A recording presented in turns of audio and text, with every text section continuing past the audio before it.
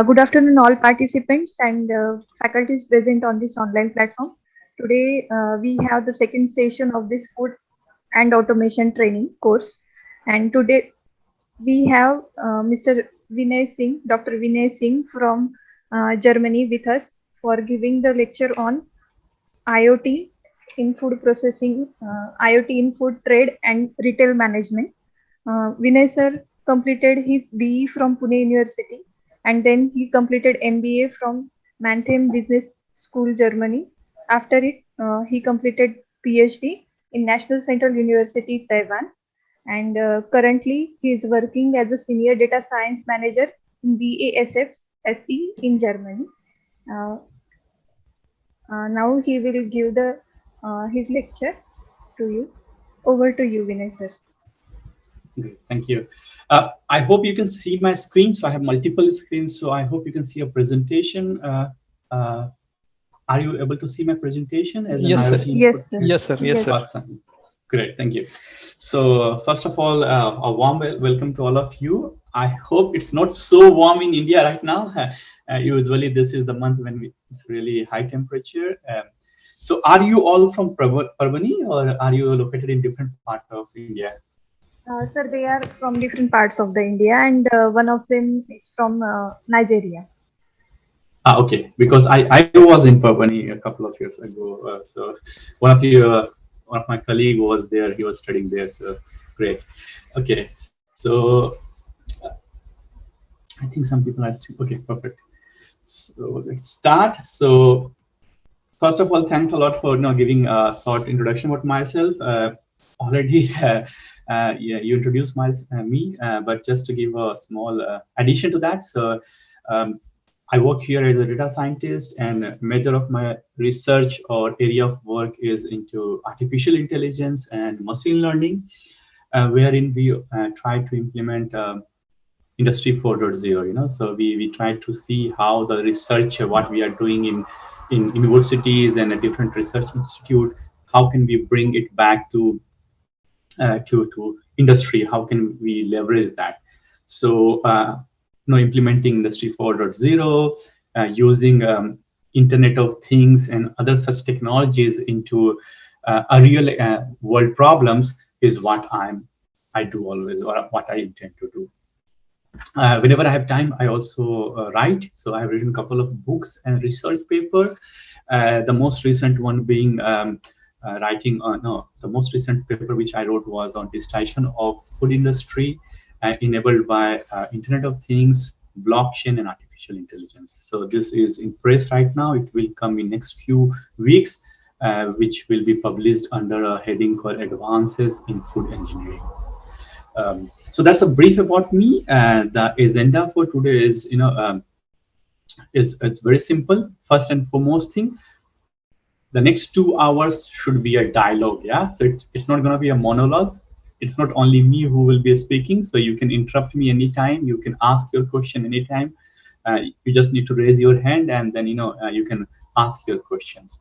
So for the next 2 hours, I will try to discuss a little bit about how the agriculture has evolved, because there is a symmetry that we can see how agriculture has evolved and how the industrial evolution has happened. So we will try to find a synergy between industrial revolution and the evolution of agriculture. Then we will move back to the core concept of this session, which is Internet of Things. We will try to touch. I will not go so deep, but we'll try to touch that technical aspect. More in terms of what is Internet of Thing, what are the different components of Internet of Thing, what is so special about Internet of Thing, yeah, and how this all different components of Internet of Thing can be used for our purpose, in industry.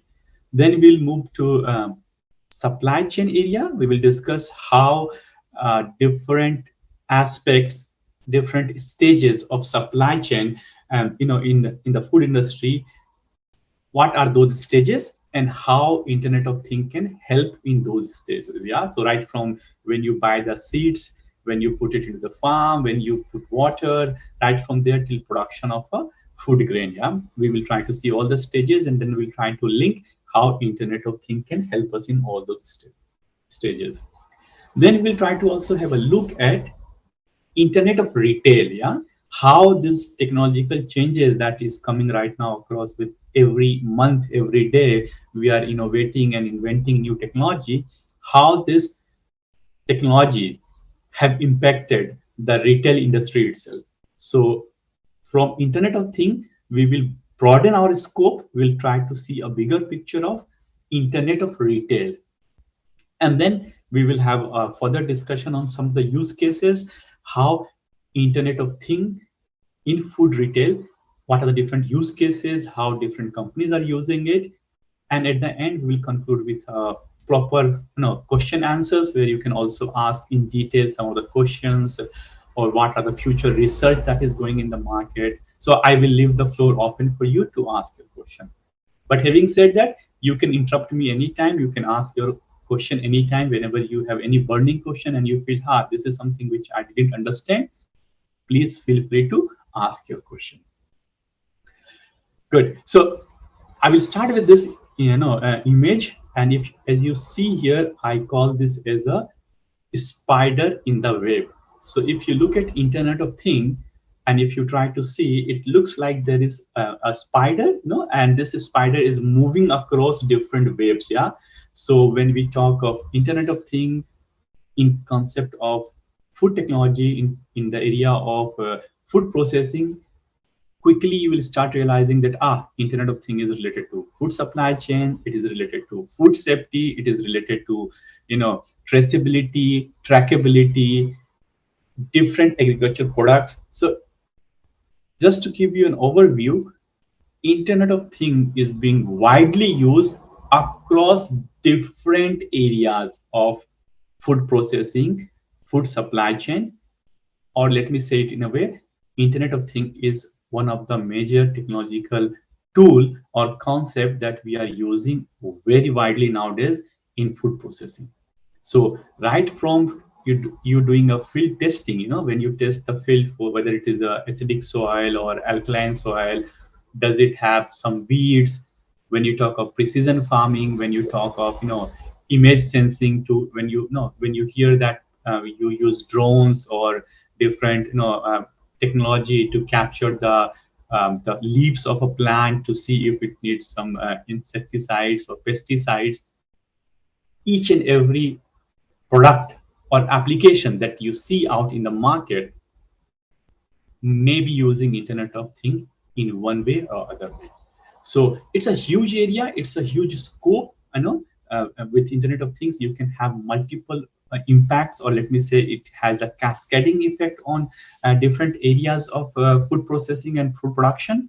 But we'll not go in all of that. We will just try to focus ourselves in retail part of it. But just to give you an overview that it has a huge impact on each and every aspects of food processing. As I told you that we saw industrial evolution. Yeah, so we saw that people moved from mechanical steam engine or water power engine to industry 2.0, where electricity came into picture. So mass production, electrical energy was used. Then from industry 2.0, we moved to industry 3.0, where we talk of automation, where information science came into existence. And from there, we moved into industry 4.0. That means we talk of artificial intelligence, we talk of Internet of Things, and we talk of big data. And this transformation, which started somewhere around 1784, when we invented the machine loom, it has seen decades of innovations. It has seen changes across different generations. Yeah. In contrast to the industrial evolution, we had seen a similar pattern of evolution in our agriculture also. So if you go to late 80s in 1700, you will see that people were doing more of manual work. We were driving things with bullock cart, we were using horses, we were using donkeys, different animals were used for different aspects of farming. And from there, something around just before the green revolution, or around the green revolution, We started seeing, tractors are being used. People have started using fertilizers, pesticides, and if you will map it, it is around the same time when the industry 2.0 came into existence. That means we moved already to electricity. Yeah. So in the industrial area, we were already started using electricity. And in the farming side, we started moving, using tractors and pesticides and fertilizers. As the industrial revolution, gained speed, and as we started moving towards more automation and information science, all of a sudden in farming also around early 90s, so 1992, 1994, you started talking about guided system, precision farming. You want to have more accurate information about your farms. You want to have more accurate information about rain, harvesting, how much fertilizer do you need to put into which kind of field, are the soils acidic, are they alkaline, and based on all those information that you were gaining from the different tools and technology, you started doing more and more precision farming. And with the advent of Industry 4.0, which happened in 2017, so the term Industry 4.0 was coined by the German manufacturing company, where they said that we will use more physical cyber systems. Yeah, so we will use more robots, we will use more, big data and Internet of Things. With advent of Industry 4.0, the whole concept of agriculture also moved towards Industry 4.0. That means you wanted to reduce the human effort, you wanted to reduce the labor intensive efforts, and you wanted to also make sure that the food that is getting produced at your farm or anywhere is more safe, is more adult free, and it doesn't have adulteration, and it is more secure. That means you wanted to have a autonomous farming, trustworthy food processing, and food supply. That means you say that if this packet of, say, I don't know, peanuts, if it says bio, then it should be processed in a, or it should be cultivated in a biological environment without any fertilizer, without any pesticides. The challenge is, how do you validate this claim? How do you make sure that the companies which are claiming that this food is a bioproduct, or this food is without pesticides or without herbicides, how do you validate? And that's where Internet of Things, blockchain, and the other concepts or component of Industry 4.0 will come into play. So this is how we have evolved as a, as agriculturalists, as a people who are doing cultivation and agriculture, in contrast to the industrial revolution that we have seen. So right now, from last 10 years, I will say, last 10, 15 years, or say 13 years precisely, we have been talking a lot about Industry 4.0. We talk about Industry 4.0 can do this, and it is doing a lot of automation, and the production plant doesn't need so many human, yeah, everything can be automated. And all these concepts have been bundled into different components of Industry 4.0. So in principle, the industry, all the manufacturing company, they have agreed to have 9 different components of Industry 4.0. So when I say 9 different components, so they have given classification of different activities or different applications under 9 different components: big data, simulation, Internet of Things, cybersecurity, automation and robotics, cloud computing, augmented reality, system integration, and additive manufacturing as the 9 components. So this is the bigger spectrum of Industry 4.0. Today, our focus is only on Internet of Things. So we will have a closer look at Internet of Things. What is Internet of Things? What are the key technology which are enabling us to, to do Internet of Things? How it is impacting the retail industry, and what are the different applications of Internet of Things in food industry? and how Internet of Things has made changes or brought changes into retail industry, for of course for good. And we will also see what are the challenges of implementing a Internet of Things in context of food industry. Do you have any questions till now?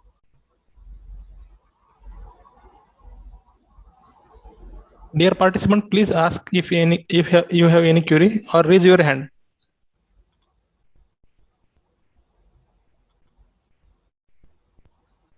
Please feel free to ask your question anytime. Whenever you have any question, please ask. Yeah, means don't hesitate. If not, then that's it's okay. Miss. Yeah, if it's so, please feel free. Yeah. So by definition, Internet of Thing, or you might would have heard a lot of people saying Internet of everything, Internet of something, Internet. So they just use any word instead of things. But the whole idea here with Internet of Thing is that you want to connect any physical object with which you want to sense, collect, and exchange data internally or externally with the environment. So I could be a thing, you could be a thing, a mobile could be a thing, anything which has the possibility to collect data, process the data, make some exchange of the data. So for example, when you use a phone, you can make a call, it's receiving your call, means you're sending your voice, somebody is listening it. So any such device, any such physical thing, a human being, a mobile phone, or even the lights or the heat exchanger or the heat sensor, thermometer, any of this could be called as a thing. Yeah. And when you connect all these things to create a network, then it is called Internet of Things. That's the basic definition of Internet of Things. The objects, any object, which alone as a standalone system or device can be monitored, can be controlled, can be remotely controlled. If they can be connected to a internet or to a network, then it is called as a Internet of Things. Now the question here is that, is Internet of Things a technology or is it a concept? So in principle, Internet of Things is a concept. And to implement this concept, you have different technologies. Yeah. So you use different technology to enable Internet of Things. So when you want to dig deeper and say, hey, what are the different technologies or what are the key technology which is enabling Internet of Things? So for example, if you go to some supermarket, and when you do your billing, they have this RFID RFID reader. Yeah. So they put this in front of the barcode, and it can scan everything. So RFID is one of the technology which enables Internet of Things. Wireless sensors network are another one. All these small devices that we are talking of, the sensors, the thermometers, the light, the indicators, all these small nanotechnology gadgets which you can put anywhere, the headphones or the camera that right now we are talking through, all of these are enablers. So there are a lot of smart technology, nanotechnology, middleware. What is middleware? Middleware is something which lies between two different systems. So for example, a middleware could be something like your network. Yeah, your phone network could be a middleware. You talk to with your friend via middleware, via this network. Cloud computing is your key enabler. Yeah, these are the technology which is enabling it. In totality, if you will see that, sorry. In totality, you will see that we define the different types of technology or different types of enabler for Internet of Things into three categories. Physical sensing layer. This is the layer, or these are the devices which are closest to the thing. So for example, the thermometer, yeah, you want to measure my body temperature. then you need the thermometer, correct? So the thermometer itself will be the physical sensing layer. It's the thing which is closer to me, correct? Now the purpose of this thermometer is what? It senses, yeah, it senses what is the temperature of my body.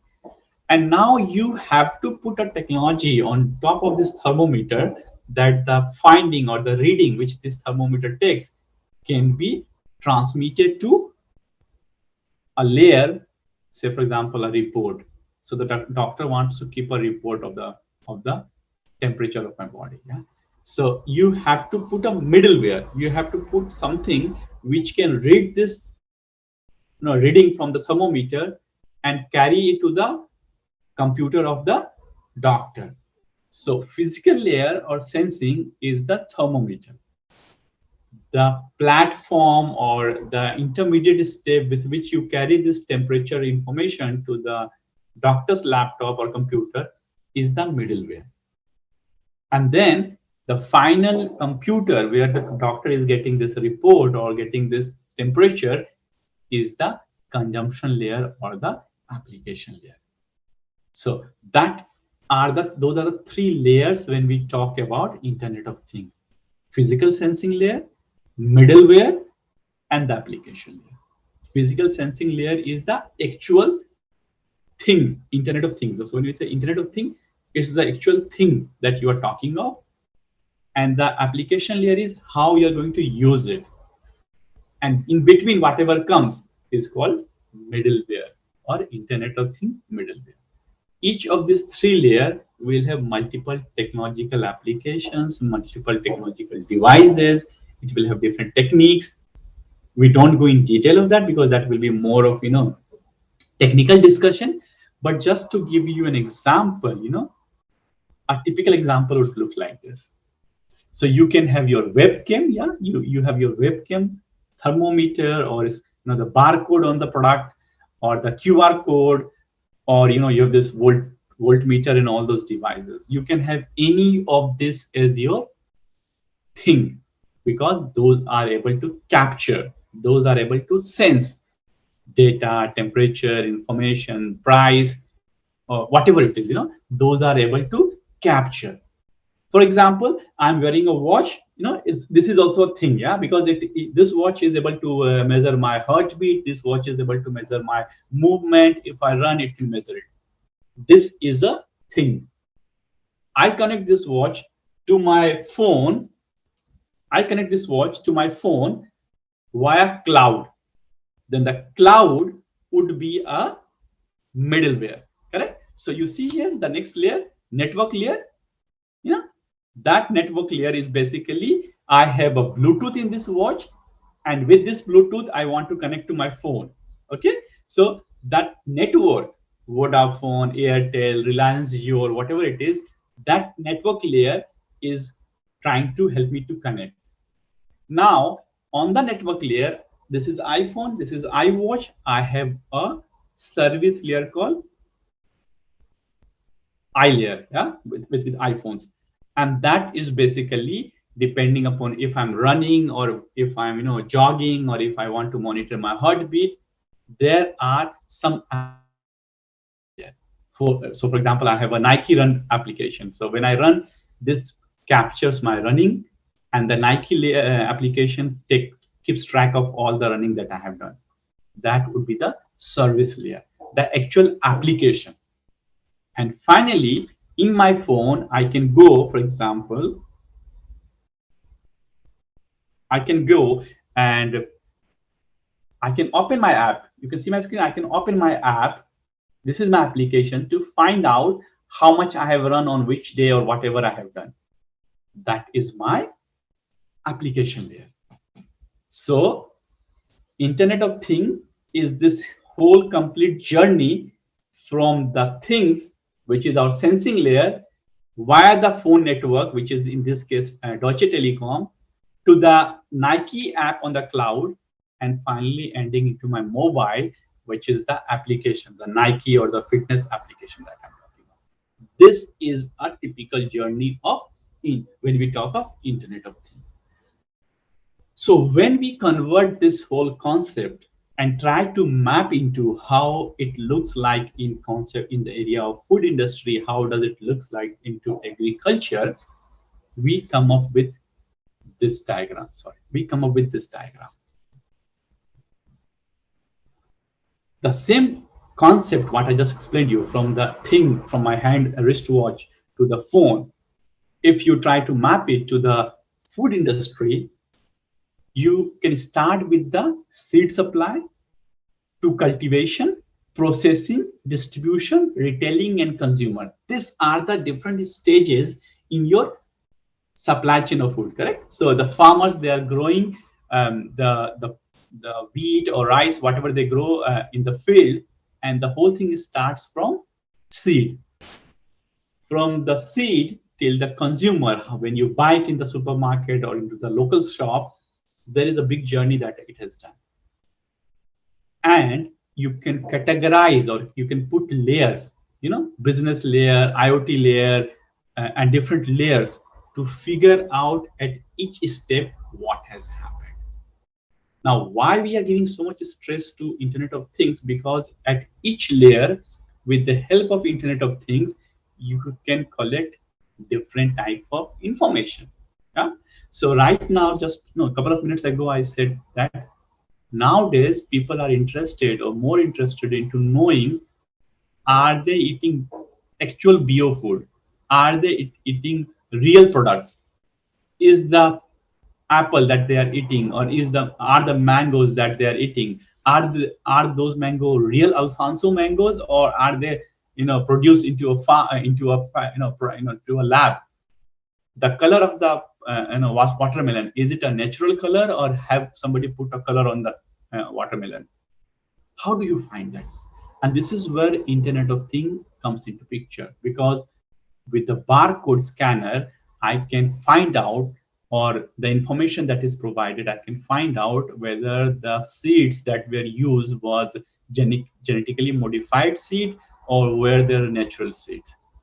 With the help of Internet of Things and with the QR code, I can find out what are the planting time, which fertilizer was used, which pesticides was used, when was it harvested, is it actually following the regular harvesting period, or is it something which was produced or enhanced chemically? Even though I work in a chemical company, I should not say that, but that's what we want to know.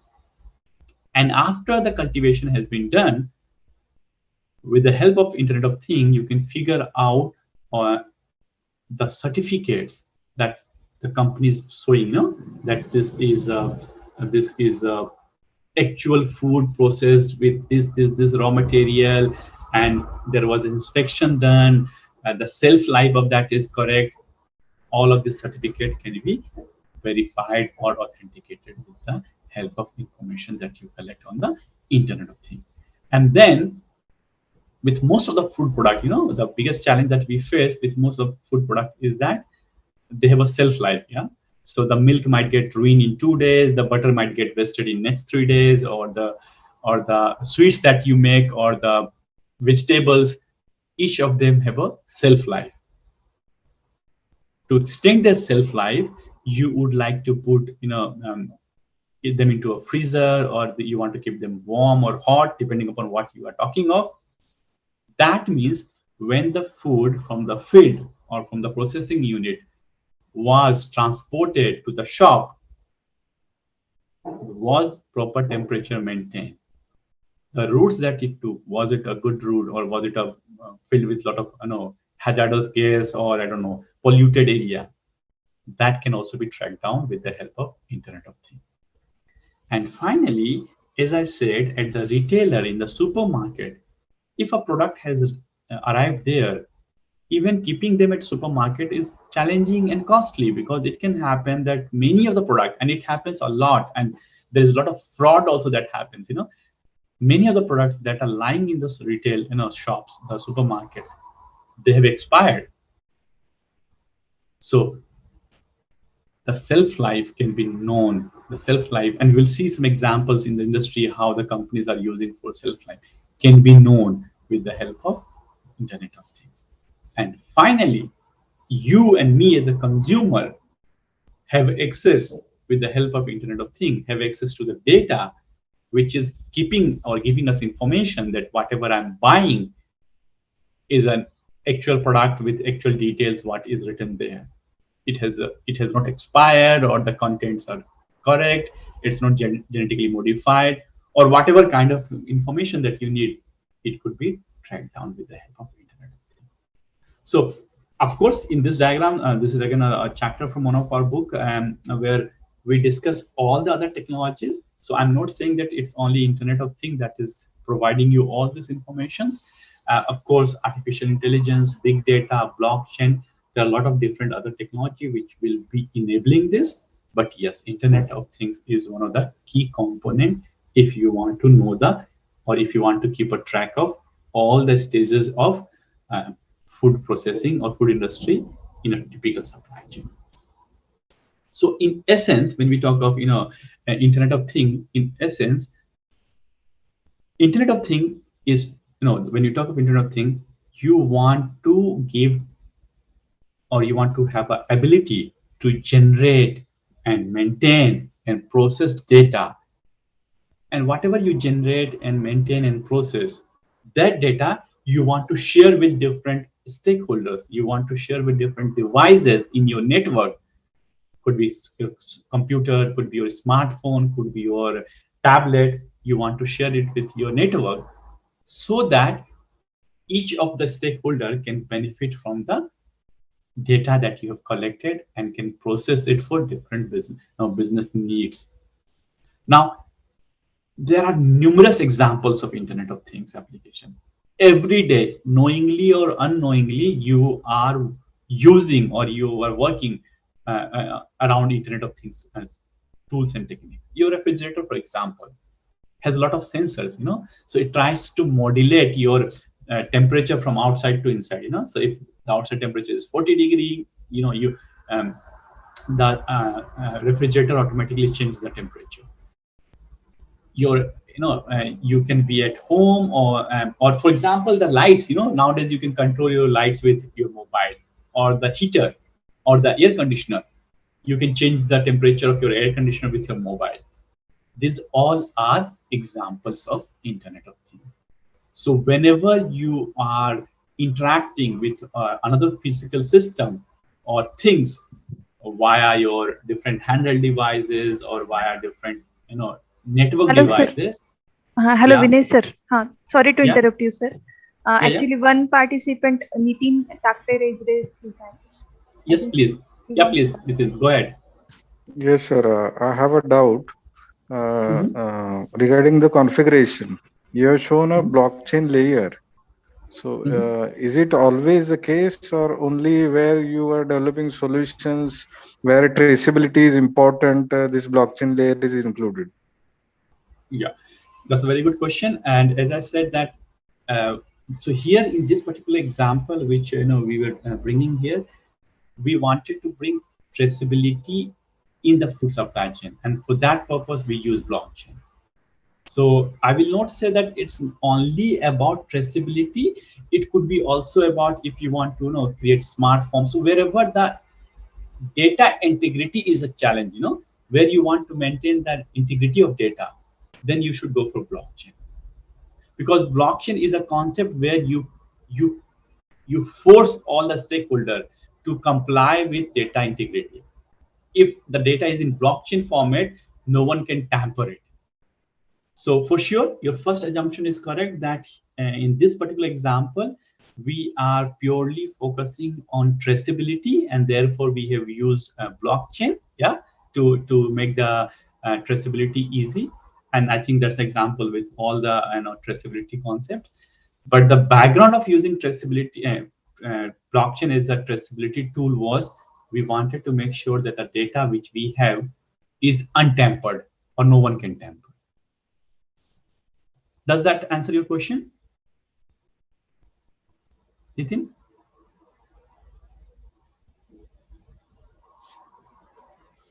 Are you still there, Nitin? I think there will be any problem with his mic, sir. Okay, But in chat box, he okay, said yes. okay, perfect. Great.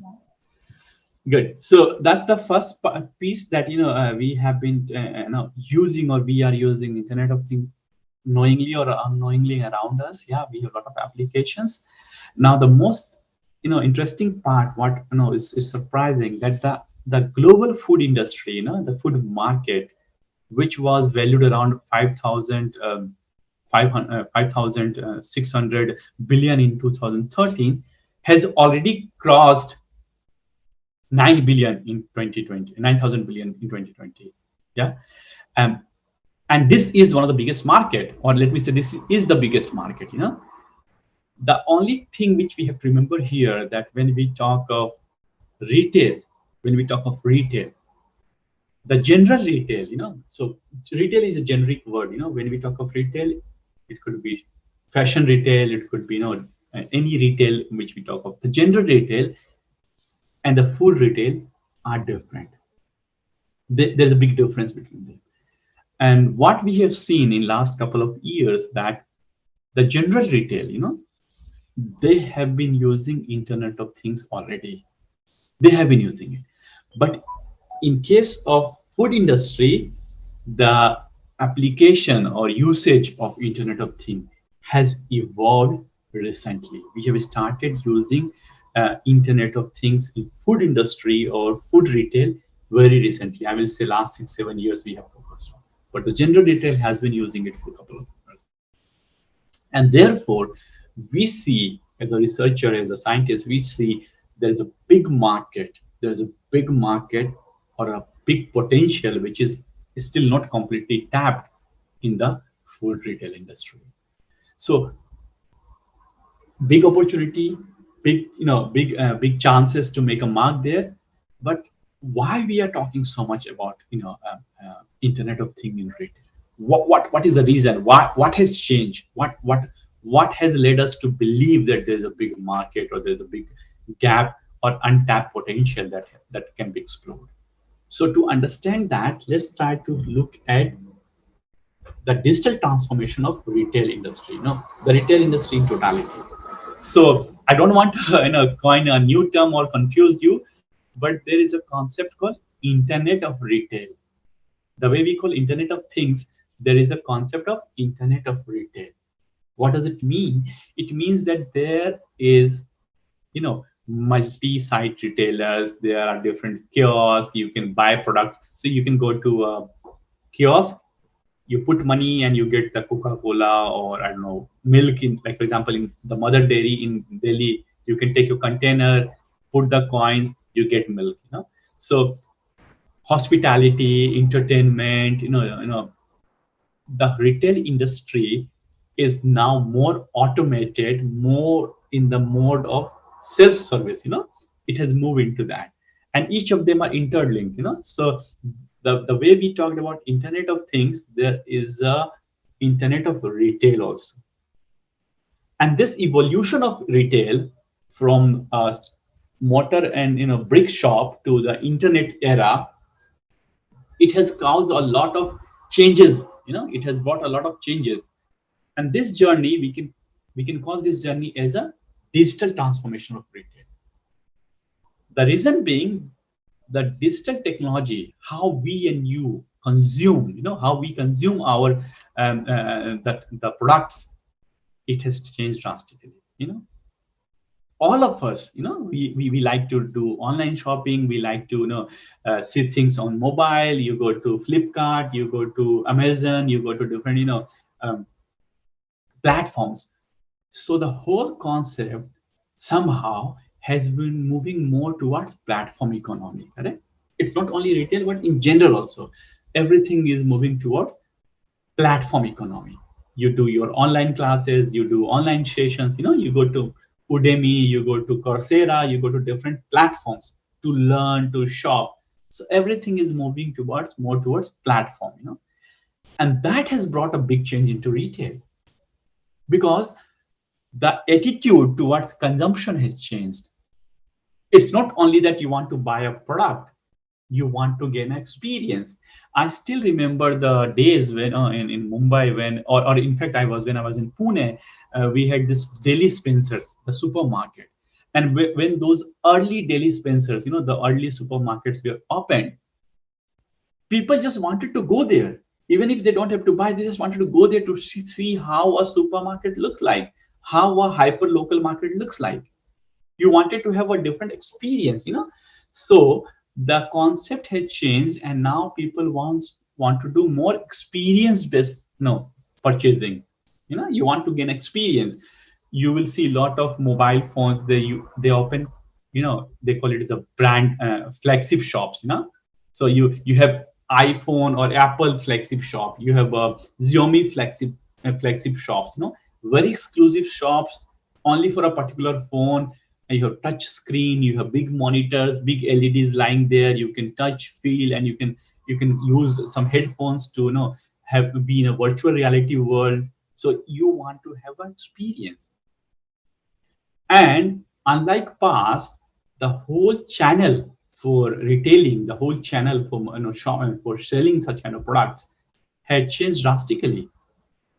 In the past, you only had a physical stores, but now you have a physical stores, you have online stores. You can also do shopping via Facebook, via different social media, Instagram. You also can like your product. You can also comment about your product. You can also reach out to the customer care via the social media. A lot of mobile communications are happening. You have a chat board. You can chat with the customer care. You can do WhatsApp.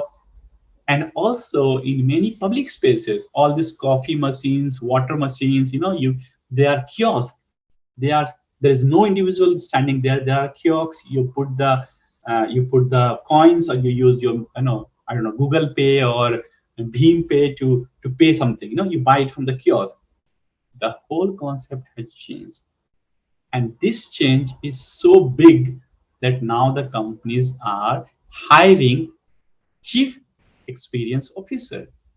They want to make sure that the customer, whoever is shopping, of they're buying something from the product, from the brand, they have a same experience, whether they buy it via mobile application, where they buy it via internet page, where they buy it via a retail shop, or a physical shop. They want to make sure that you have a very smooth, similar, seamless experience. So when you enter a Vodafone shop and a physical shop, the look, feel, and color should be more or less same how it looks when you use a mobile app of Vodafone. But along all this journey, what we have seen is that now every individual, every consumer, every customer, they want to have a personalized interaction. They don't want to have a general interaction. You would be interested into talking to an individual, to a salesperson, to a saleswoman, one is to one, to know about the product, to know about what you are buying. And this personalization, this change of from generalization to personalization, not only in terms of interaction but also in terms of product. You would like to buy a shoe or a food from a particular farm. Yeah? So you say, okay, I only want to buy sugarcane from this area, or I only wanted to buy, even if you go to Zomato to order your food, you only want to have biryani from a particular shop, for example. So from generalization to this personalization, you don't want to buy something which is standard. You want to configure it. You want to say, no, I want more chili, and I want more sauces and whatever. That has been a big change into the way people were shopping, or the way people were doing, buying products. And what is biggest change is, how do you understand the millennia? How do you understand the new generation? People who wants to buy everything on mobile, people who wants to have fancy applications to order food. That has changed. And all of this together has brought a big change into retail industry, because you want to have a experience-based shopping. You want to have an experience-based purchasing. So many times you go for shopping, not just to shop, but you want to go and spend your evening.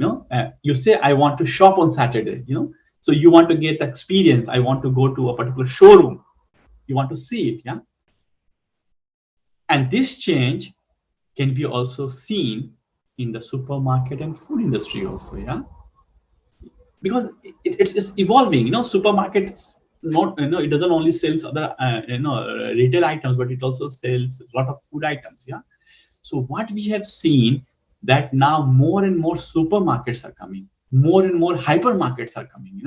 People want to go to supermarkets to buy their food products, to buy their vegetables, to buy the juice, or the packed food.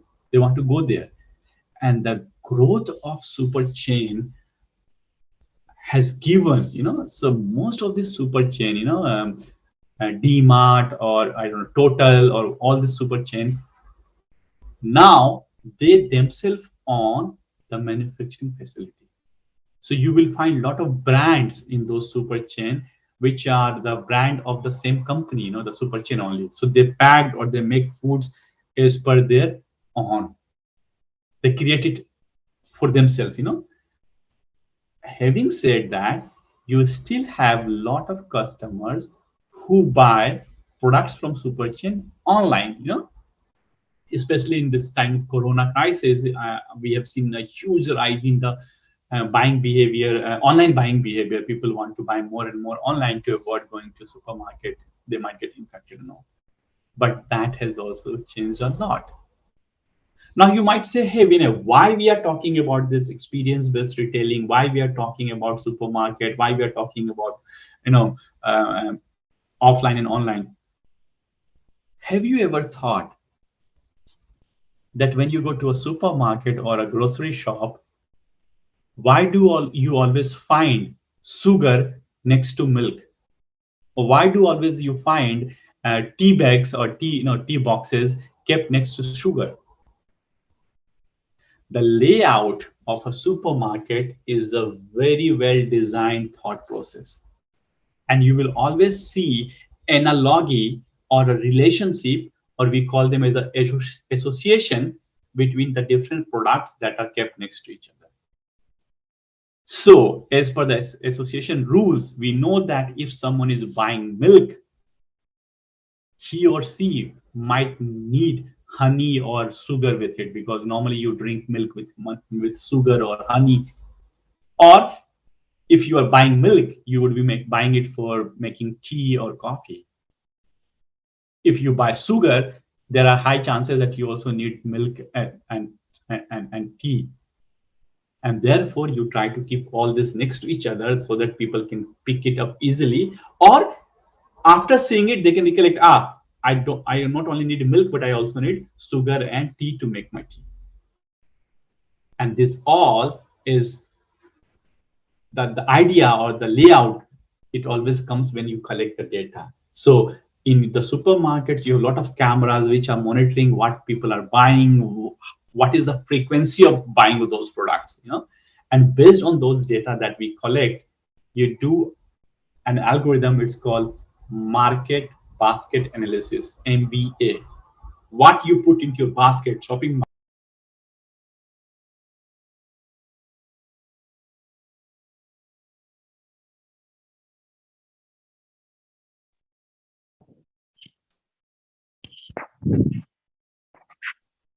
So can I interrupt you? I think you're on mute.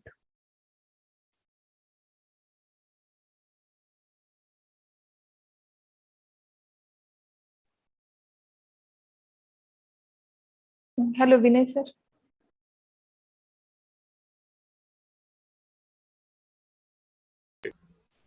I think who was the host? Somebody muted me. So what was the last thing that you heard from me? Basket What analysis. was the last thing that you heard? Basket analysis. Okay. Market basket analysis. Okay. So what I was saying, that the layout that you have in the supermarket, those are not random, those are done based on the market basket analysis, or the association of different products that are there. Based on that, we keep them. And to get those data, to get those, what people are buying, we have a lot of cameras, a lot of sensors that are kept into the supermarket. And again, those cameras are nothing but your things, what we talk of Internet of Things. Those are the cameras which we use as a things, as a part of Internet of Things to collect all those data.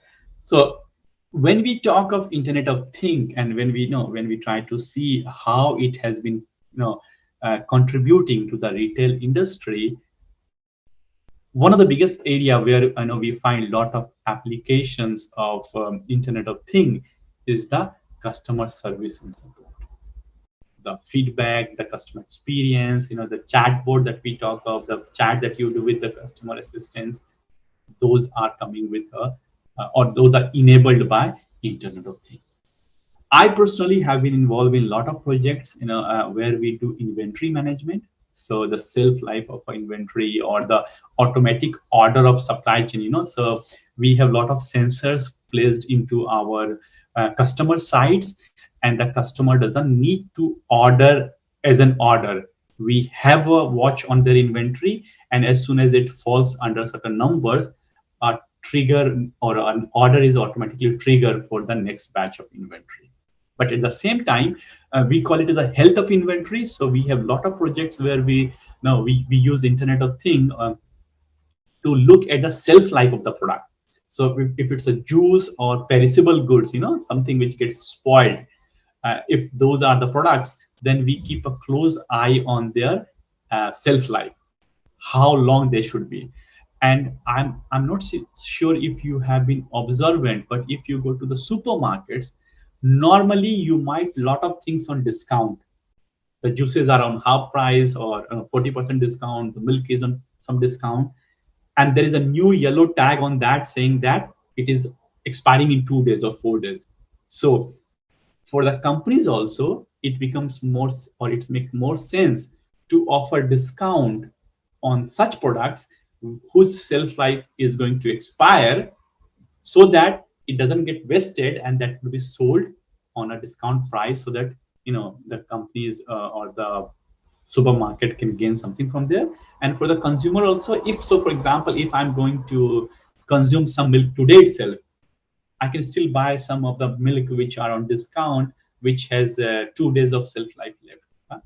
So that is also a big part of or contribution of Internet of Things in terms of inventory management. So not only triggering the next batch of inventory, but also keeping a close eye on the all those products whose shelf life is going to expire, or which has.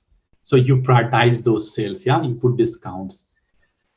And for sure, with the rise of Corona crisis and such a pandemic, what we have also seen, there has been a huge rise on the customer engagement, how you engage with the customers, to keep them engaged with your stores. And other than that, for sure, you have a lot of marketing communication happening. Transportation and logistic is a big area where Internet of Things is contributing. If you ask me in a non-retail concept, of course it can be connected to retail industry, but in a non-retail concept, Internet of Things has been very, very much useful in concepts like predictive maintenance. What is predictive maintenance? That means before something breaks, you already know that it might break, and you maintain it, you replace it, And Internet of Things has been, I will say, life savior there. Just to give you an example, world's largest chemical company, they have a plant here in Germany. It's 7 kilometer long and 5 kilometer wide. Single plant, 7 kilometer long, 5 kilometer wide. It's world's largest chemical site. They have their own power plant. They produce power equivalent to the power that is needed by the Copenhagen city. I'm just trying to give you the bandwidth, how big it is. They have their own harbor, they have their own port. Now they have a furnace, the blast furnace where they burn the chemicals. Every 5 years, it needs maintenance. And in the past, to prepare for that maintenance, they have to start 2 years before. So that means every third year, they already have to start the maintenance cycle, to maintain that furnace. with the help of sensors, putting different sensors in the blast furnace at different layer and different height. Now they collect different informations, the picture of the furnace, inside the furnace, if something has cracked or if there is any thin line of some damage, the temperature. They are able to do predictive maintenance. That means they say, hey, we don't have to maintain the whole furnace. These are the only part where we need to change or replace or make changes.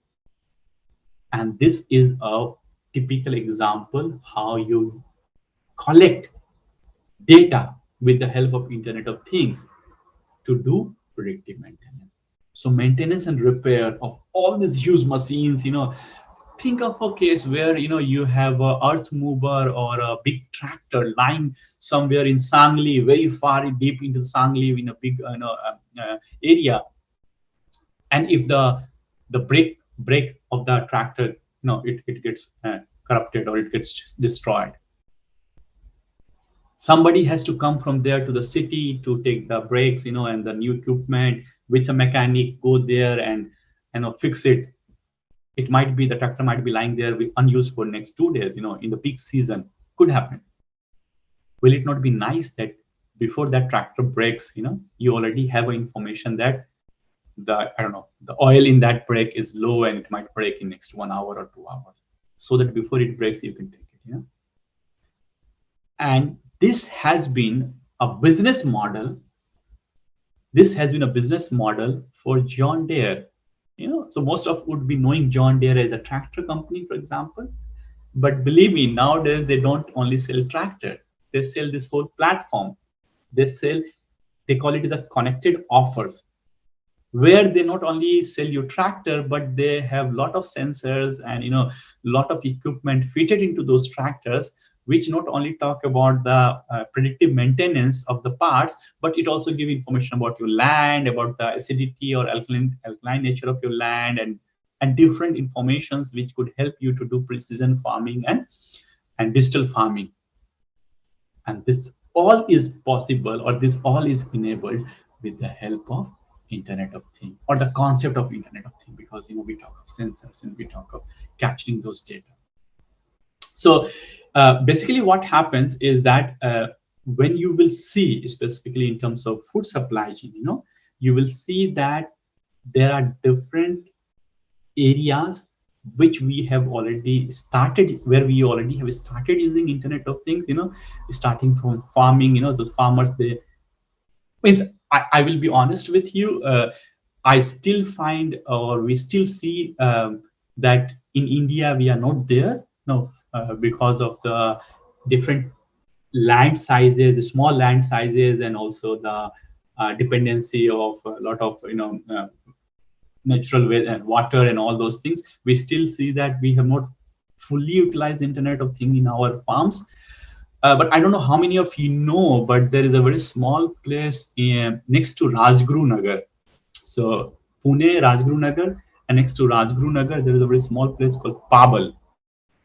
And in Pabal, late Dr. Kalba, he started a small setup called Vigyan Ashram. And those guys, a very self-sufficient community, those guys, they do a lot of such things with their local setup, where they build a lot of sensors and very small scale equipments to do all this testing. But they also use Internet of Things, concept of Internet of Things, to check the alkalinity of soil or acidity of soil, and keep a control on each field. What is the temperature, and what is the how much pesticides or fungicides or herbicide has been used in all those fields. But basically what I'm trying to say is that farmers can use a lot of sensors, and they can put a lot of sensors or such equipments in their farm machines, in your tractor, in their harvester. And once that product is moved to the wholesaler, there again, labeling of the products, making sure that that product is kept into the right temperature. Because most of the time what we also see that the potatoes or the onions or the vegetables, they are kept in the cold storage. But sometimes the temperature is too high, sometimes temperature is too low, and the product or the vegetables are not healthy. Yeah, they either suffer from high temperature or they suffer from low temperature. So with the help of appropriate, sensors and appropriate temperature monitoring, again monitoring. So it means you put sensors and temperature controllers, you can monitor if does it really need that much of temperature or do you need to reduce the temperature, or based on certain rules, the temperature is automatically adjusted. All of this can be done with the help of Internet of Things. At the retailer side, for sure, you have lots and lots of example, and I will also dig deeper into some more examples where I will show you how it is being used. But on the retailer side, RFID card, tagging of shopping card, using, for example, Amazon Go. So you don't need to have anything. You just swap in your mobile. You enter the shop. You pick all the product that you want to buy.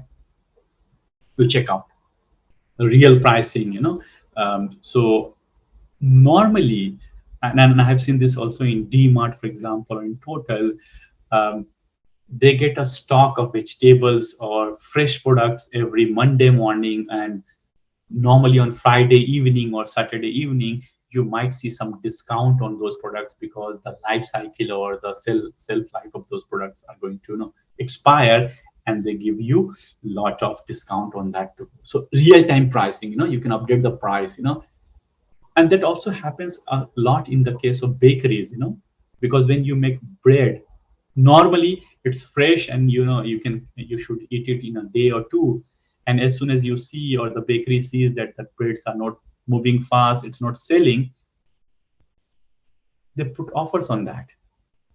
That is also possible with the help of, because that offer is done from the central office of the franchisee. So if for example, if I'm a bakery company, I will have 10 or 20 shops within the city, and I will keep a track on each shops that I have or stores I have from the central office, looking at, okay, the one store at location A has not sold any, I don't know,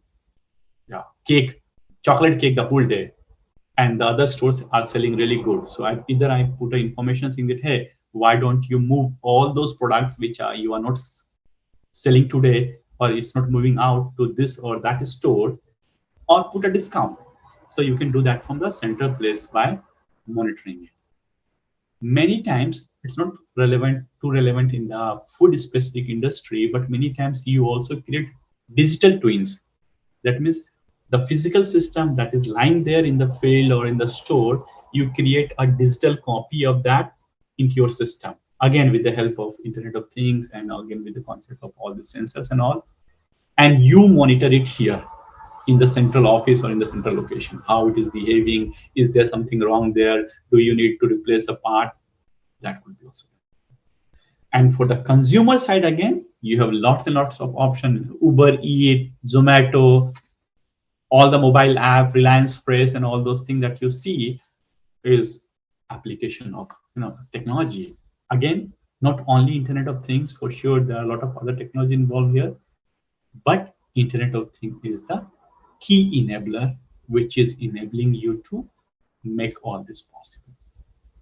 So all in all, I will say that Internet of Things within the food retail industry is relatively new if you compare it with the other areas of retailing. Now what we have to do is that till now we have been doing lots and lots of discussion, we have been talking about it, but now is the time that we take a bold step, and we should focus on getting it more and more commercialized. One of the place which has already started, is traceability. For sure, you want to know whether the salmon is from Norway or is it grown out somewhere in a lab. For example, you can use traceability for that purpose. You can use Internet of Things along with blockchain for sure.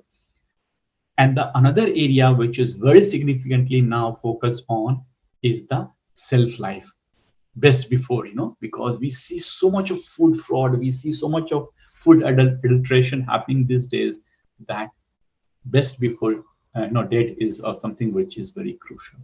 Other than that, again, sky is the limit. There is so much of data that you can collect with the help of Internet of Things that it's up to you how you want to use it. So I always say that you can have Internet of Things as your base layer. On top of that, you can put blockchain, AI, machine learning to harvest the data which you are collecting from Internet of Things. So be it traceability, trackability, food adulteration, food safety, logistic planning, supply chain planning, customer experience, all of that can be facilitated with the help of the data that you are collecting via Internet of Things. If you have any questions till now, please, you can ask now, or we will move to the use cases, some of the use cases.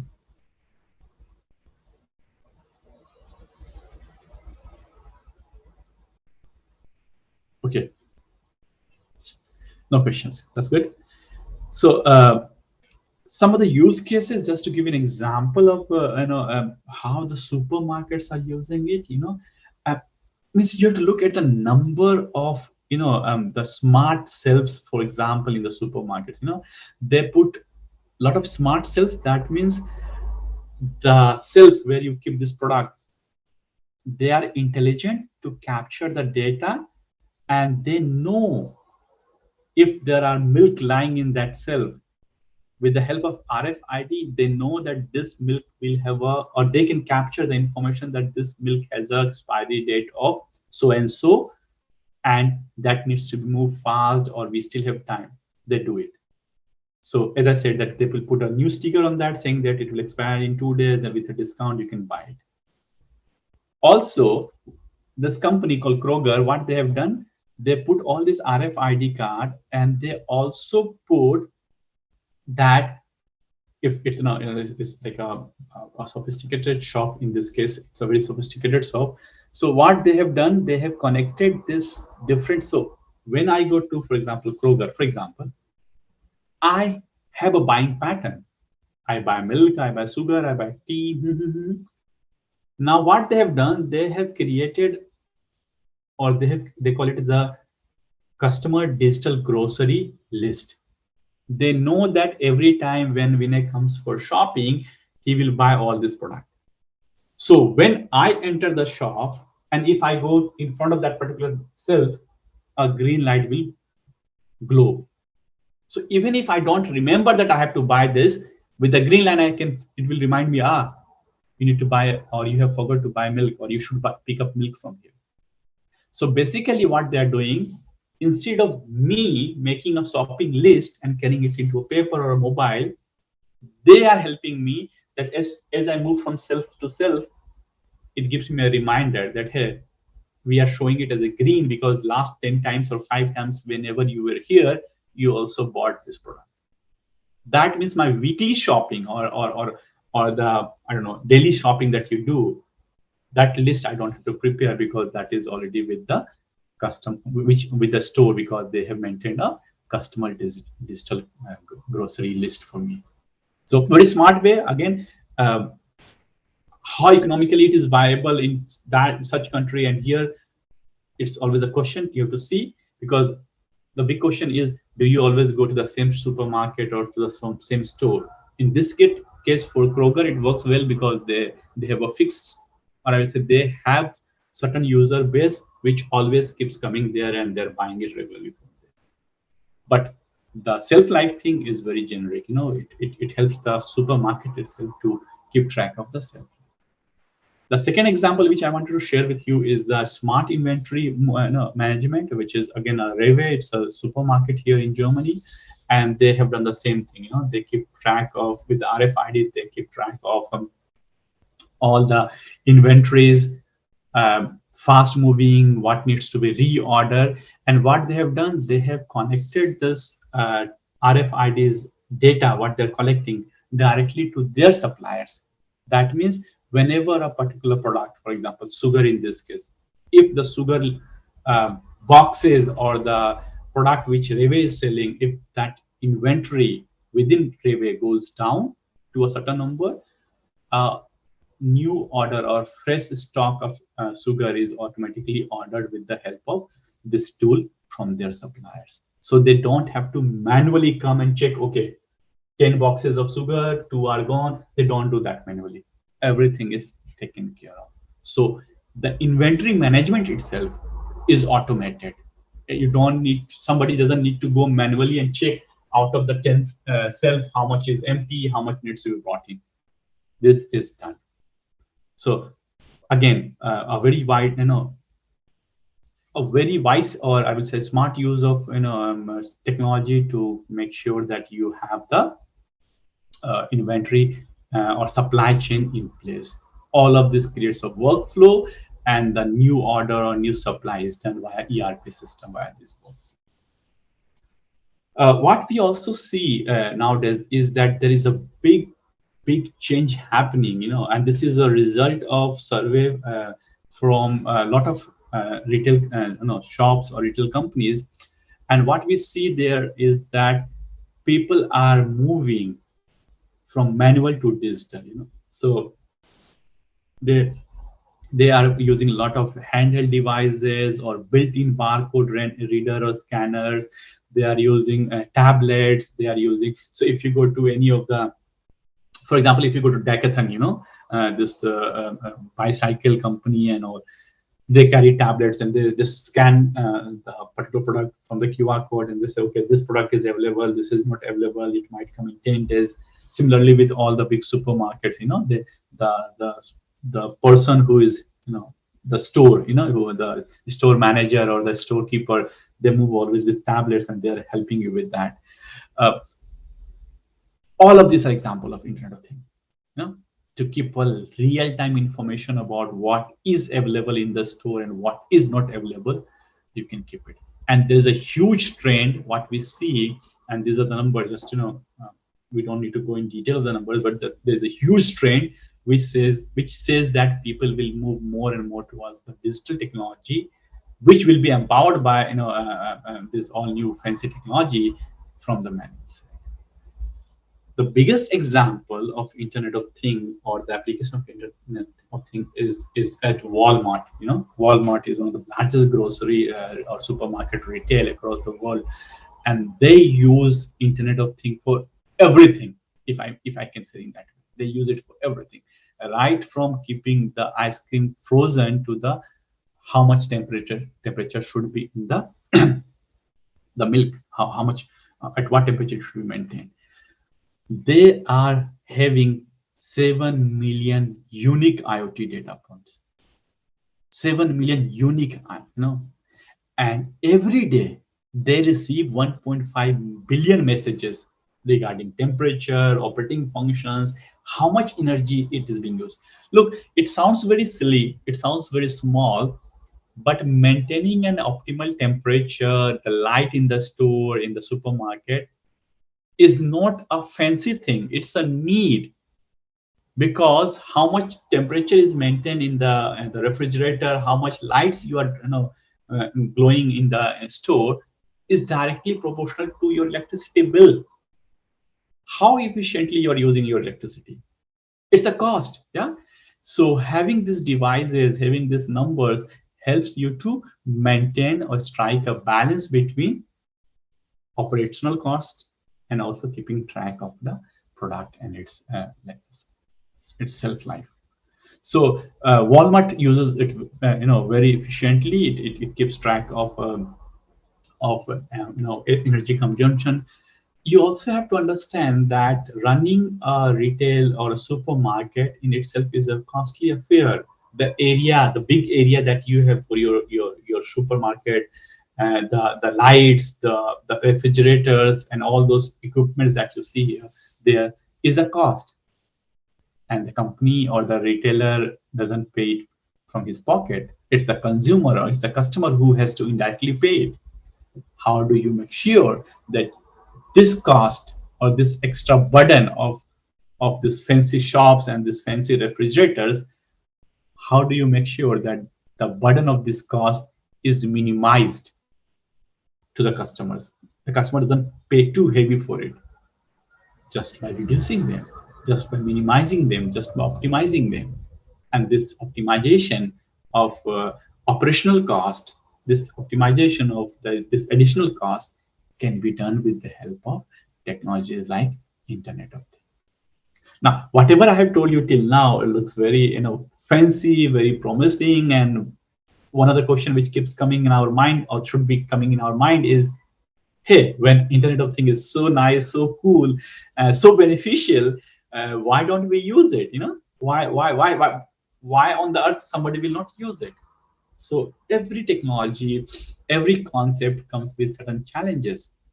It's not that you cannot solve those challenges, but they come with challenges. And one of the biggest challenges that we see for Internet of Thing or such kind of technology is security, because you are going to handle, or you are handling a lot of customer data. You are talking about, uh, customer data, their buying behavior, my grocery list. You know already what I buy every day or every week. And you can have a close look at my eating behavior, and you can say, oh, this guy eats so much of milk or any particular thing, and he might have a lactose problem. And you can sell this data to some of the pharma company or doctor, or some I don't know, hospital. So data security is a big reason, or big problem. And this is where the retailer company have to work very hard.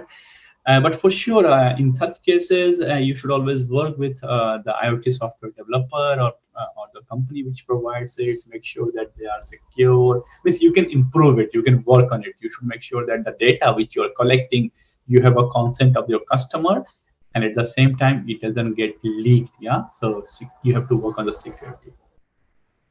The biggest challenge which I feel is the infrastructure. The devices that we talk of, those are not so cheap. They are damn costly. The sensors that we talk of, the example which I gave you about the blast furnace of a chemical company, each sensor on that furnace, one sensor, very small sensor, it could cost you like 20,000 euro. So will I have a return on investment? Will I be able to make so much of money that I get return on that kind of sensors which I'm talking? Because we are not talking about one sensor, we are talking of 100 of such sensors. So you have to also look at infrastructure, how much cost is involved, are there special orders which I had to make, can I get a return on value of that particular infrastructure? All that you have to do. So it's nice to have it. Is it that you really need it? Do you have a business case of it? Is something which the companies often struggle to find. They always keep thinking, okay, I really like the concept of Internet of Thing. I would love to have all this temperature and customer experience, but might be not for me or for my store, because we are too small or we don't have a return on investment on that.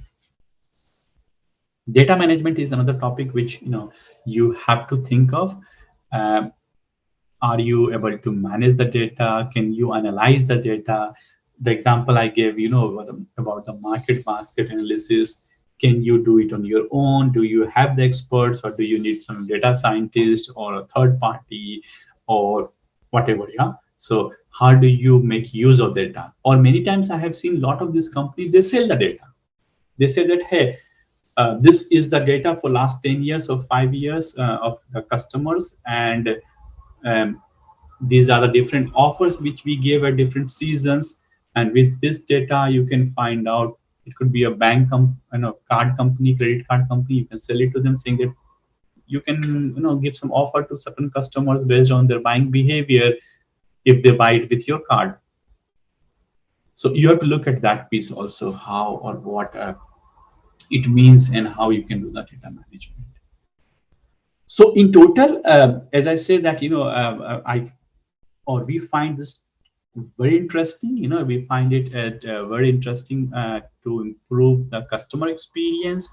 You can optimize the supply chain with the help of Internet of Thing. You can create new channels and revenue stream with the help of Internet of Thing. You can keep your inventory healthy, by keeping a track of shelf life, keeping a track of which product is expiring when. You can put a discount, you can get them moving fast, and most importantly, you can also you can track and trace your food, thereby bringing a food safety into your whole idea of retailing of food products. So that was a very brief overview of what is possible with Internet of Thing, what are the different capabilities of Internet of Thing, what are the different components involved in Internet of Thing, and some of the use cases where we use Internet of Thing as an enabler for retailing. Do you have any questions for me?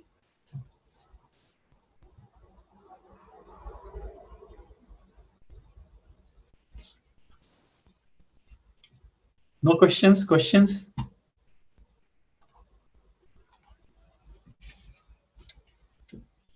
Yeah, Nitin, please.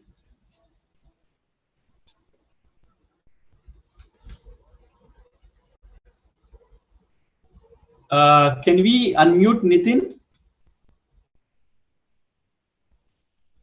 Yes, sir. I'm unmuting him.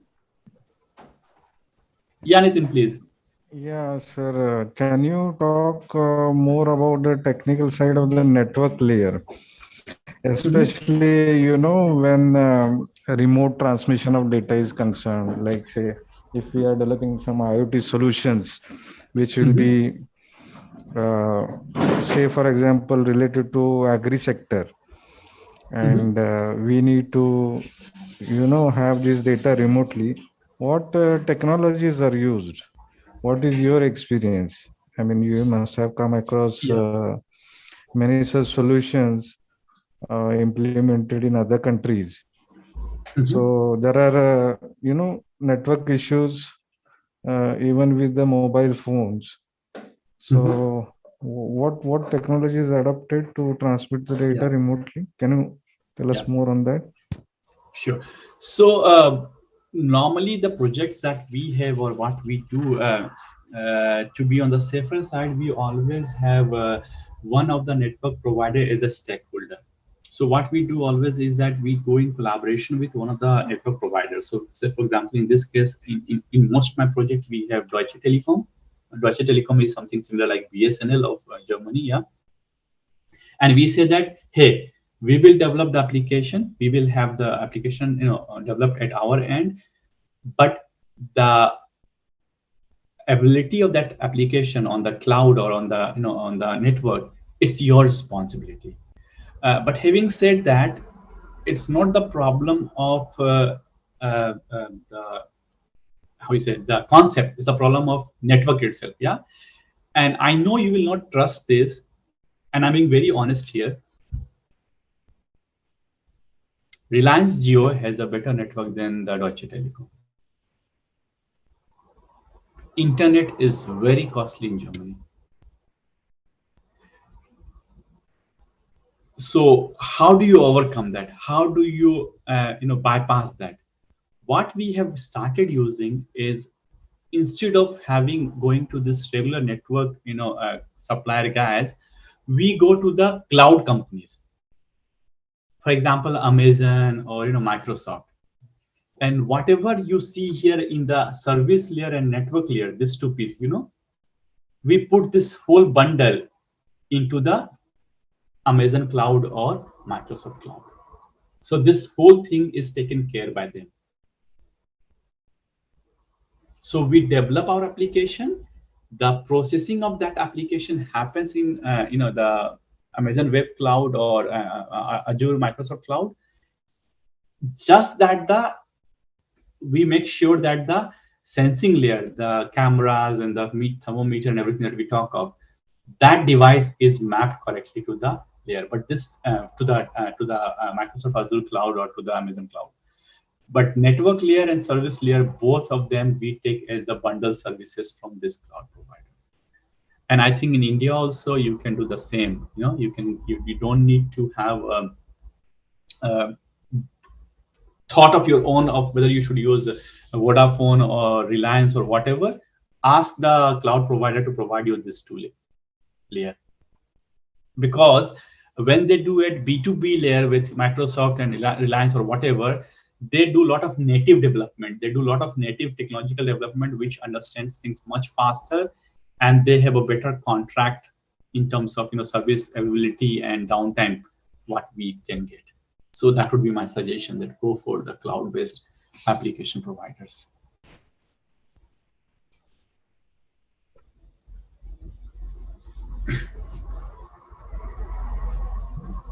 Yes, sir. Uh, One more yeah, participant please. raised his hand. Dhruva, sir, Yes, please. can you please unmute yourself? Hello. Hello, sir. Hi. Hi. Hello. How are you, sir? Very good. Thanks for asking. Okay, sir. Sir, you have discussed in your slide that Internet of Things can help in keeping the ice cream, maintaining the shelf life of the ice cream and milk cold. So, could you explain the how this machinery or what electronification of the things with the Internet of Things can help in the in this application? Yeah. So there are two parts to that. First part is that first and foremost thing that the each product has its own life, self life. So if you keep it in normal temperature or a normal condition, it will be valid or it will be in a good shape till say 1 week. And after that comes the concept of all the food technologies. So what they say Yes, sir. is Yes, that sir. if you reduce the temperature, the safe life will increase, or if you increase the temperature, safe life will increase. Decrease. Yes, And sir. what we normally do is that till the time it is a normal shelf life, we keep or we regulate the temperature as normal and under which it should be. And as soon as we see that it is approaching end of shelf life, we start playing with that temperature.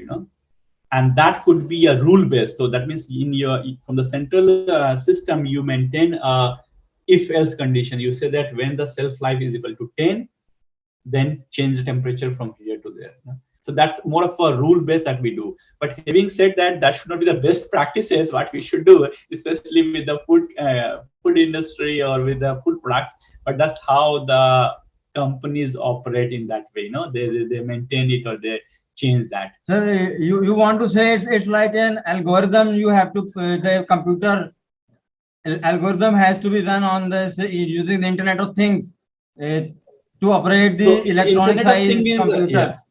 Yes, sir. Yes, sir. Yes. So in Internet of Thing is more of collecting the data. It's a touch point. It's a touch point to collect the data.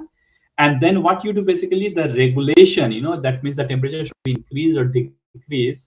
That could be done with the help of algorithm, or it could be also very simple logic. It doesn't need to be so complicated. You can just say that if shelf life is till 4th of August, and right now you are on 3rd of August, then increase the temperature to 40, 50, minus 60, I don't know, whatever is the condition for that particular product. And it could be done with the help of that. But this whole to and fro of data, from that self to the backend office where I'm maintaining it, all this is done with the help of Internet of Things, because you are connecting it to this physical system via Internet of Things. That's the whole message carrier for you. That's what I'm saying. Okay, sir. Yes, sir. Two participants posted their question in chat box, sir. Yeah. One is Sharvari Deshpande. She wants can to IoT repeat. work without internet? Yeah. Yeah, sure. I will just, Hemant Kumar, that's a really interesting question. Can IoT work without internet? When we say internet, basically we are not talking about the internet as an internet. What we mean to say is that the Reliance internet or internet where I can run my Facebook or something. When we say internet, it also means the connectivity. So even if I'm not connected to WWE, WWW, that means World Wide Web, if they are interconnected. So internet is not internet that we understand. Internet is basically connection of systems. So you can also connect your laptop with another laptop via LAN wire without going into the www. So without this connectivity of different physical systems, or without the connectivity of these things, IoT will not work, because the whole basis of IoT is Internet of Things. So if I'm not connected to a refrigerator, how could I modulate its temperature? So you should be very clear with what do you mean by internet. What do you mean by connectivity of these different systems? Yeah. So if your question is that Do I need to be connected to these devices, or do I need to be connected to the physical systems? Definitely you have to be, otherwise it will not work. Do I need to connect to www? No, you don't need to be. You can create your own network of systems and you can operate among them also. That is possible. Sir, please explain once again RF. So, so RF is basically the, let me come show you a slide here. So when I was talking about these layers here, what I was trying to tell you is that how do you, so we are talking about capturing temperature, we are talking about capturing the humidity or certain aspect, correct? We want to capture something. It could be a barcode, it could be a QR code, it could be any of this, no? Now, Internet of Things is a concept, it's a concept that you have connected all the different physical or the things and you can interoperate between things. But to implement this concept, I need a device. How do I capture it? How do I know how much fever you have? How do I know that? To know your body temperature or anybody's body temperature, we need thermometer. So that thermometer is the enabler or the technology with the help of which we measure your temperature or anybody's temperature. That means that thing, thermometer, is the actual physical sensing. It goes, you put it in your ear or wherever put your thermometer to measure temperature. Radio frequency identification is a thermometer to read the labels that you have put into the different products. That's how we use it. So it's part of your physical sensing layer. That is the thing which can help you to read. Now, why radio frequency? Or radio frequency was never meant as a what we see it right now. It's way ahead of its time. It came almost 12, 13 years ago. And at that time, I don't know how much you are aware about the barcodes that you see. It looks very simple, those barcodes. Let me check if I have some barcode here. No. Or for example, if you see this QR code. So what does it mean? Each of them has so much information. If you will look at the barcode essentially, for example, it contains information whether this product could be sold in Germany. Is it a community good? If it's a food product, if it's a milk product, it could be transported across Europe without any additional taxes. It contains all those informations, and in the past, or for example, for chemicals, is it a hazardous chemical? Is it a inflammatory chemical? What it is? Those barcode has those information. In the past, they used to paste a big block of paper, big block of paper to have all these descriptions. But it was so much of information that you can't put it, or the product was getting hidden, with all these labels. So they came up with a smart, I will say, sticker concept where you put all this information into a very small place, which could be read with the help of radio frequency identification, and then you can expand that information to go into the details. And that's what we are now leveraging for IoT also, even though it was not meant for that purpose. So that was the reason, or that's the reason how we have been reusing it, to have this compressed informations. I think QR code also came with the similar concept or the idea where RFID or the barcodes were, but that's how it evolved. We have more questions in the chat. Just give me a second. Is it also being used for management of processing waste at industry? You mean say IoT? Yes, for sure. First and foremost thing, IoT is also used for segregation of waste, so that means what are the different kinds of waste. So is it a chemical waste? Is it degradable, non-degradable? So the separation of waste is done with the help of IoT. And after that, how do you use it, or where do you use it, is something is also being done. So waste management is using heavily Internet of Things. But again, you have to always understand that it's not working in silo. It's not only Internet of Things that works. You have a lot of additional, technology which you have to use. Internet of Things is helping you to derive those information, collect those information, collect those ingredients or parameters with the help of which you can classify the waste, use it for different purposes. So that's what we use for. Okay, I don't see any other. Do you have any more questions for me? If no more questions, then then it was nice talking to all of you, and I hope this add values to you. Please feel free to reach out to the colleagues if you have further questions in future, and I will be more than happy to reply to those questions. Sir, one more question from Nitin. He wants. Yeah, Nitin, please. Yeah. Cost. He Cost asked of about cost cloud of services. Yeah. Yeah. So Nitin, as they say, it depends. Yeah. So what you want to do with that? So do you want to so do you want to offer your services, or you want to consume some services? You have to reach out to the cloud provider to get it. So if, say, for example, you have developed a solution and you want to deploy your solution or your application on cloud, in that case, for sure, depending upon how much memory and how much space you need, it will be directly proportional to that. So it could be some hundreds to thousands, depending upon what kind of cost, what kind of a model you want to deploy there. But honestly speaking, I cannot give you a ballpoint number there. Depending upon your usage and depending upon your application, the cost will vary. So you should reach out to the cloud providers. You can reach out to Reliance also. They have also Microsoft, or you can reach out to Amazon. Normally, you can start building your model there for free.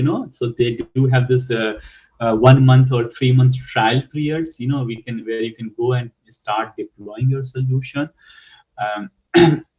Again, it depends upon do you want to use a private cloud or public cloud, or you want to use some inbuilt services. But you always have the possibility to give a trial. You can try and explore it for some time. Once you are sure you want to go live, you want to be productive, and then you can start your counter with them. But in that case, you have to reach out to them. I don't have a ballpoint number. So if you say, what is the model? Are you talking about the pricing model, Nitin, or are you talking about the packages that we have? So you can also have packages from this cloud provider that you want to use Internet of Things plus machine learning plus big data. So they have different bundling of services. They say that we provide you packages, so they will bundle certain services as a part of that package, and then you can buy from them. So depending upon your need, you can reach out to them.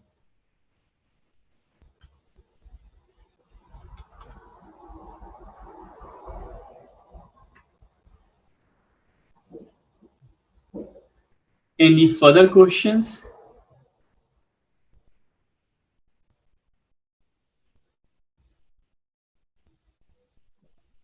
Participants, if anyone have any question, please raise your hand. Or you can type in chat box.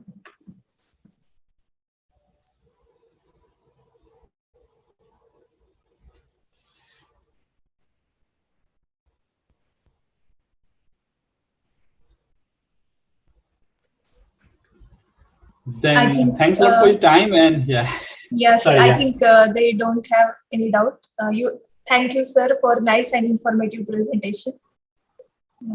Thank you all the participants for interactive session. Thank you all. Thank you, sir. Thanks everyone. Bye-bye. Sir, can you share the PPT with us so we can share with the participants? Yeah, sure. I will. Yeah, sure. I will send it over the email. Yeah, which I have. Okay, sir. Yeah. Apurva ma'am, sir, Vinay sir, before proceeding, can we have a group photo, that screenshot, so we can have a memory of this beautiful session. We just put a screenshot, sir. So I request everyone to switch on their camera. Please everyone switch on their camera. Show our beautiful faces to everyone, sir. Please everyone switch on their cameras. Show us, sir, that. Check it, sir. Just 1 minute.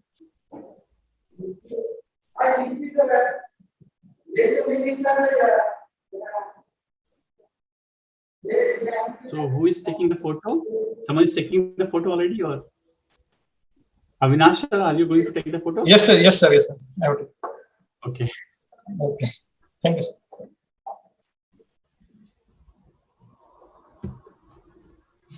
Done? Yes, sir. Yes. Okay. Okay, Thank you very guys. much, sir. Thanks a lot for your time. Talk to you again. Bye bye. Bye bye. Thank you, sir. Have a great day.